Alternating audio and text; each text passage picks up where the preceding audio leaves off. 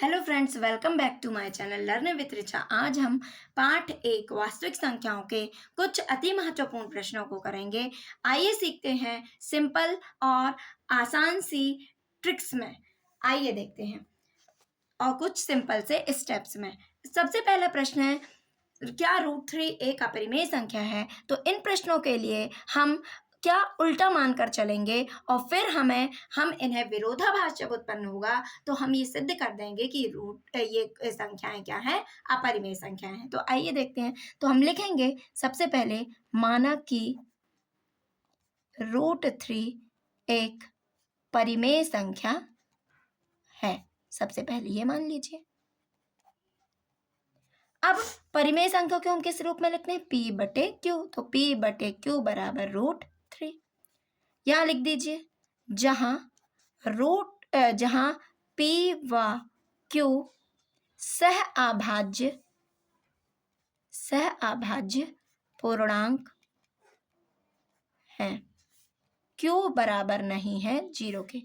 हम जानते हैं ना, परिमेय संख्या का हर कभी भी 0 नहीं होता है। अब क्या कर दीजिए, इनका क्रॉस मल्टीप्लाई कर दीजिए।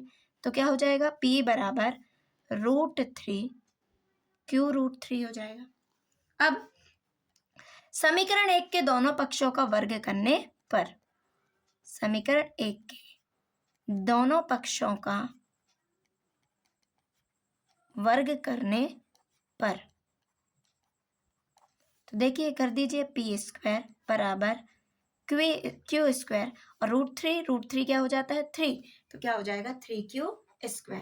अब क्या करिए, इस 3 को यहां ले जाइए तो क्या हो जाएगा? P²/3 बराबर Q², या इसको अपन लिख सकते हैं Q² बराबर P²/3। ये हो गया। तो यहां लिखेंगे P किससे डिवाइड हो रहा है? 3 से, है ना? तो लिखोगी चूंकि P 3 से विभाज्य है, मतलब भाग जा रहा है ना, बटे में है, इसलिए P² भी 3 से विभाज्य होगा। अब ध्यान दीजिए, यहां तक तो आपसे बन जाता है। अब आपको क्या करना है कि सबसे पहले आपको यहीं पर, यहां जो P आया है, P 3 से विभाज्य है, तो आपको यहां पर P बराबर बटे में 3 आया है ना, तो 3 ले लीजिए, है ना? P की जगह 3P लिख दीजिए, P की जगह लिख दीजिए 3P, है ना?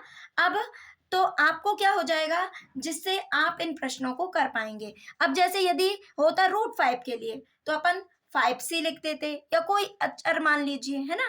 तो आइए देखते हैं। तो यहां पर P बराबर समीकरण 2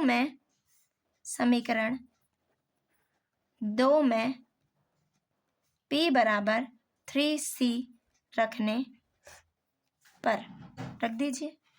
तो जहां C क्या हो जाए, जहां C हम क्या मान लेते हैं,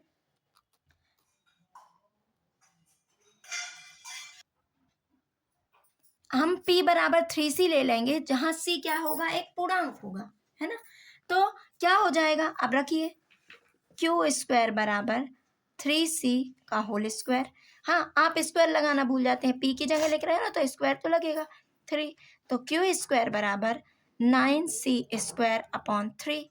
तो 3 एकम 3, 3 तिरका 9, Q² बराबर 3C²।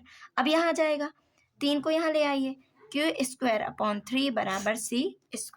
तो यहाँ भी क्या होगा, चूंकि Q 3 से विभाज्य है, इसलिए Q² भी 3 से विभाज्य होगा।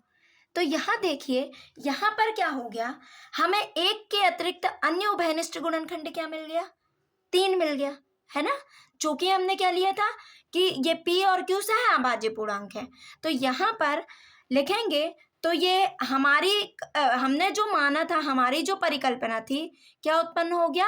विरोधाभास उत्पन्न हो गया। तो आप यहां पर क्या लिखेंगे, चूंकि P व Q क्या है, दोनों ही 3 से विभाज्य हैं, अर्थात P व Q में एक के अतिरिक्त अन्य उभयनिष्ठ गुणनखंड 3 है। अतः इस स्थिति में विरोधाभास उत्पन्न हो रहा है। यह हमारी त्रुटिपूर्ण परिकल्पना के कारण है। अतः क्या स्पष्ट हो जाएगा इससे कि √3 एक अपरिमेय संख्या है, और आप लास्ट में लिख दीजिए यही सिद्ध करना था। तो आप इस प्रकार से यहाँ लिख सकते हैं, अतः स्पष्ट है कि पी क्यू में एक के अतिरिक्त अन्य उभयनिष्ठ गुणनखंड 3 है। इस स्थिति में क्या हो गया, विरोधाभास। अब विरोधाभास क्या, ये कि हमने ये माना था कि ये सहअभाज्य पूर्णांक है ना, और सहअभाज्य पूर्णांक क्या होते हैं, जिसमें केवल एक उभयनिष्ठ होता है ना, लेकिन अब उभयनिष्ठ गुणनखंड क्या हो गया, 3, तो विरोधाभास उत्पन्न हो गया। तो हमारी परिकल्पना क्या हो गई, त्रुटिपूर्ण हो गई, अर्थात क्या हो जाएगा, ये सिद्ध हो जाएगा कि √3 एक अपरिमेय संख्या है।